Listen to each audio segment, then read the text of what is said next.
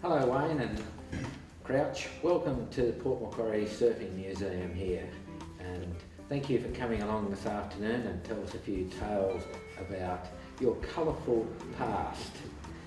Can you tell us when you first started surfing, how old you were? I was about 8, 9 at Avoca. When did you move up here to Port Macquarie? Moved here in late 66 to 67. And where were you mainly surfing back then here? I surfed Town Beach a lot, all the time. And Flins Beach, of course, wherever it was good. And what type of surf craft were you riding back then? When I first got here in 66, I had a tracker and a WM. I always thought it was made for me, 1 and 2. So I put little C's on each end, it didn't matter which way you looked at it, 1 clear. And had a fin box in it. I didn't see any other boards with fin boxes. I used to take the fin out and ride down Mrs. York's garden on the grass. And take her out there, and nobody else at the beach, it was only me. Surfing breakball and all these mullet. So you don't fall off. And the nickname Croucher, where did that come from? That come from Ian Chook Fowley Fraser, who when I first come to port, no one knew me. And they said, oh, you know that new bloke in town, you know that new bloke, he crouches all the time. Yeah, Croucher, that's him. And it stuck. I love it. And who were the guys you were surfing with back in that era there? That was with Caney, David Wolf Kane, Alan Henry, Hawker, one of the powerful surfers in port, with Fraser, Ian, George, Al, mainly the guys, and of course all the young blokes of Trevidens, Barry, Kevin, they were all dead now, and George, they're all dead. Back in those days, yeah. I understand you used to hang around a lot in John Lewis's factory there at Hastings River Drive. Yeah, well, I used to walk past it every day. I lived the furthest out of town. Along the Hibbard Drive down there. It was a long, lonely walk at night too. And yeah, I used to call in there all the time. Got him to make me a board. A nice 7-2 triple glue together resin stringers. And man, that was a good board, really. What year was that? That was 70. 74, 72, 73. Yeah. I understand John originally worked for Gordon and Smith down in Cronulla and then came up here, started his own business and started a factory there in Hastings River Drive. He was running for about 5 years before he moved up to Crescent. But I understand a lot of the local guys really loved to ride these surfboards. Yeah, they did. Yeah, they did. He used to do all the fins down there. And I'll tell you what, you never knocked a fin out on one of his boards. That was a big thing I noticed. And after, I've had nearly probably 300 or 400 boards in my time. And a lot of fins fell out, not one of his. And with your progression with surfing, what was the first major comp that you went into? Well, I just done the Port Board Riders back in those days with Gary Dickens and all those guys running it. Bobby Rosenbaum, all them were going to Newcastle and Sydney doing the States. Bob Kane, they'd come back and they didn't do any good, they always do no good. I went and had a crack and won it the first time I went down there in 76. So that was an open division?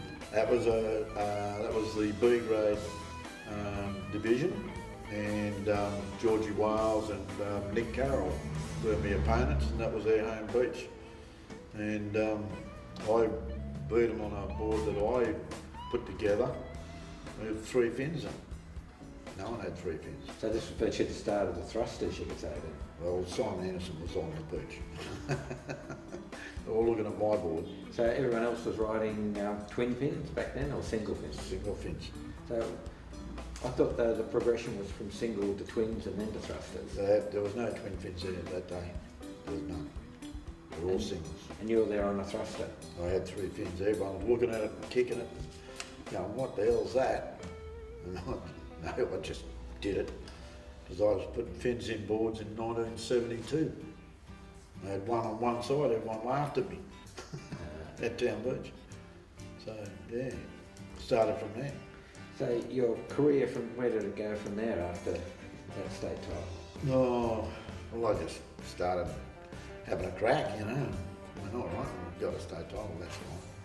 So went from that and we ended up doing, you know, I moved up to Queensland in Rochester in 1979 and went in there and I started winning a few there too. And people were going, oh, you know, who's this new bloke?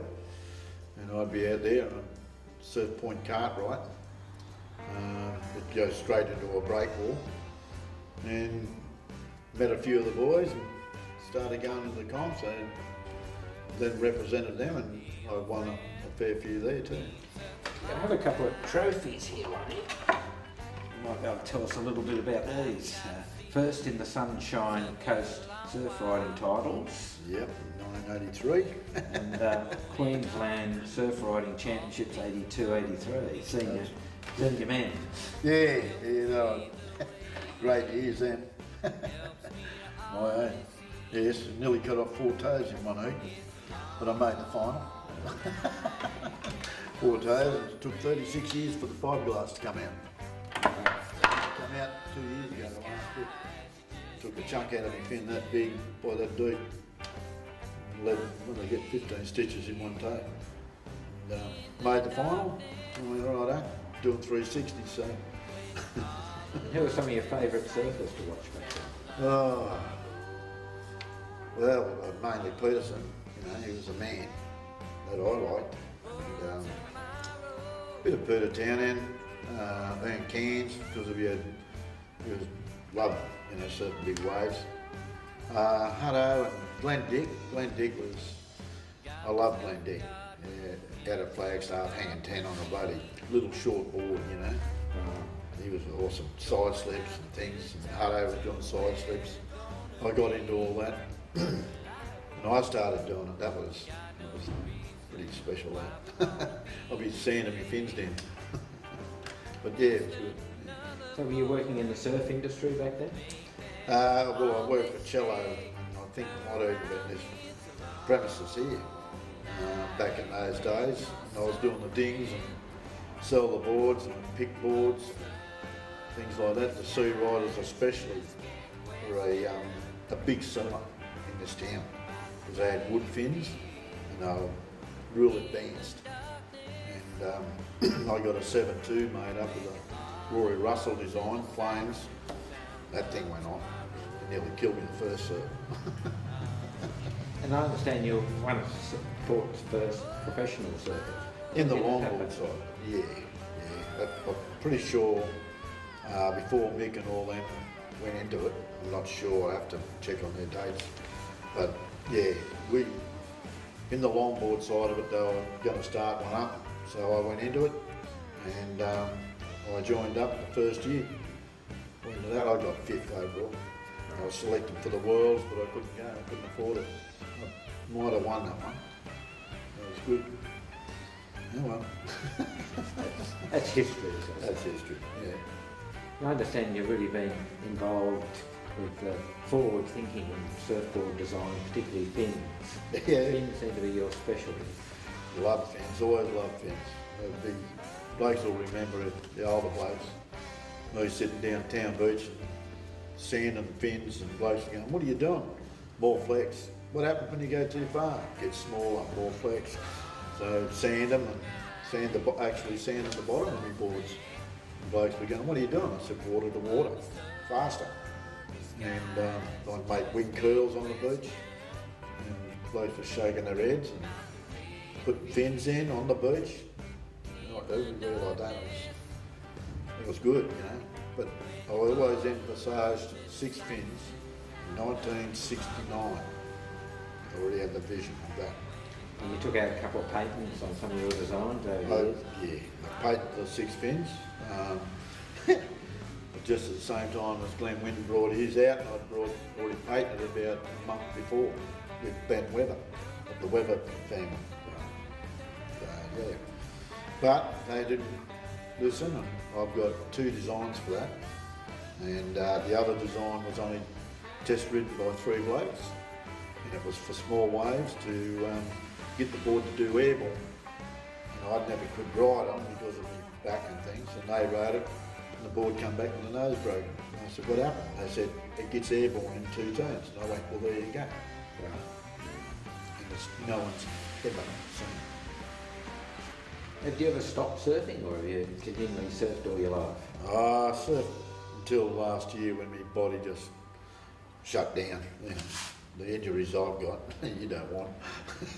So actually you went from surfing, you could say, shortboards, and then when the Mal revolution came around, you then went on to longboards? No, I started in as I said, 57. My first go at Avoca with my old mate that it took me 50 years to find, Grant, young Grant, and went from there, went for a few years and then stopped and went for a few years, then got into it. And I started on the Old Mal, surfing Sandon Point, Palm Beach, all Mona Vale, Bondi, Manly, all over the place, down to Wollongong. Stanwell Tops where my aunt and my grandmother lived, surfed all there on the surfo planes, you know, surfo planes, standing up on them. Yeah. And then went right through the shortboards and right back again. So that was fun. Did you enjoy going in old Mal competitions Oh, with yeah. the modern Mals? No, I liked them all. You know, I'd ride anything from 5'8" through to, well, I rode up to 16-foot boards. It took a minute to understand them, but they're another world. The 12-footers are really good. Turned a few people onto that. So, but they are, you know, it's all good. I love the D fin. That was mine. Everyone liked the hook, you know. I'd rather the D. Right. So, which I won the Australian on that every heat final day I bought it.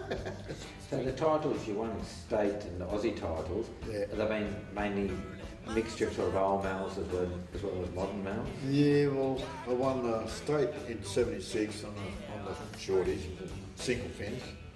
Then I won the state 8-footers on a 8-foot board in Newcastle. Done a full arc 360, and then I won the Australian Old Mal, and the 3rd in Australia on the nines up at Crescent that year. Won every heat bar the final, damn it. And the Australian 8-footers in South Australia won every heat bar the final again. I have a run of that. And of course the Crescent Head won that 4 times, 2 divisions, every heat the final. Yeah. So today, who do you admire in the young fellows coming through the ranks? Well, you got young Noah Dean, he's going off his chops, and young Matty Banting, he's awesome. You know, I love his surfing. You know, you got young Rabbit's young son, young Jagger, he's going off.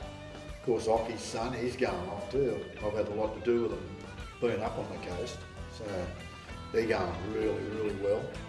You know, I don't follow as much as I used to. Now I'm going gold hunting. And what about in Malibu?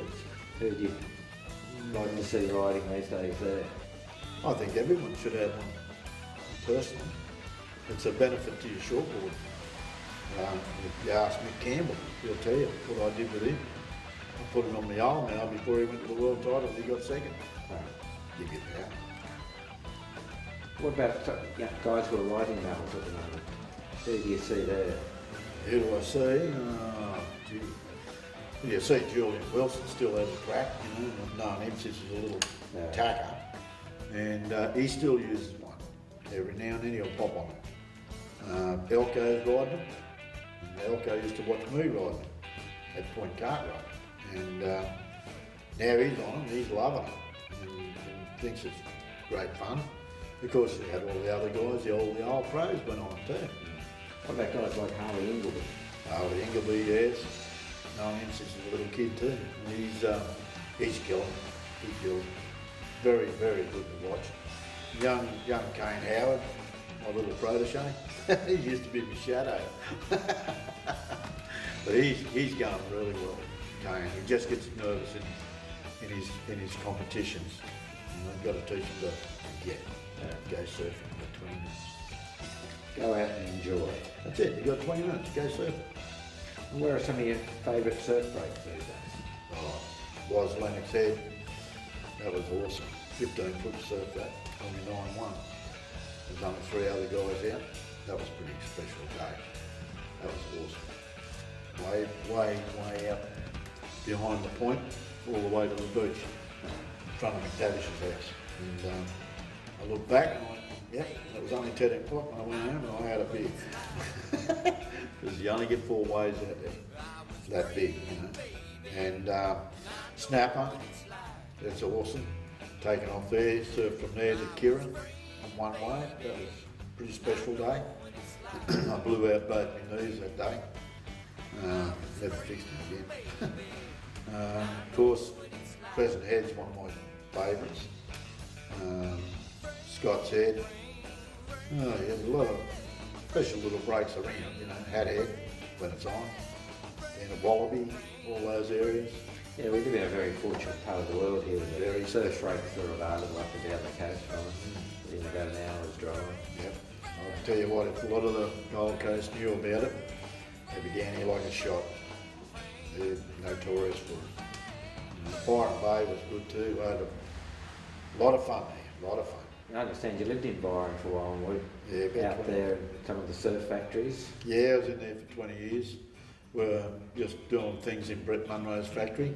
Awesome shaper, absolute awesome. And I understand you were a team rider for McTavish at one stage. Yes.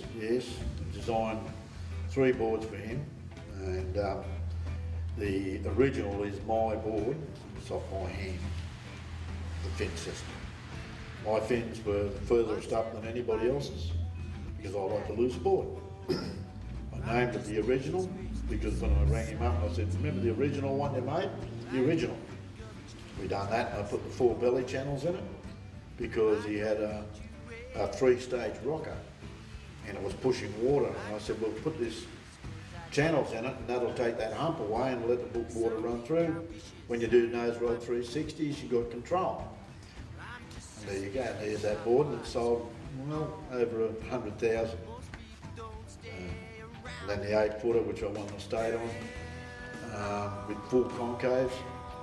And then he asked me to design something out of a balsa one. And I gave him the old mail one day and I said, have a ride on that. He rode it. I come back, what do you think of your new board? He sold 10,000. There you go. Bit of history. All right, Wayne, well, thank you for coming in today. It's been a pleasure to have you in here and hear your stories. No worries. Hang loose. Well, you probably want to know what this is. It's not a boomerang. It's a fin that I worked on for 15 years to get this. And it's off a fish, as you can see. It's off a brim. I have 3 designs. This one's a brim, then I have a pelagic, and then I have another one with a cutaway, emulating the bottom. And it's all in the same as you work it, you get drive. There's only 4 in the world. It took me 15 years to come to me at 2 o'clock in the morning. But that's what you do, think outside the square.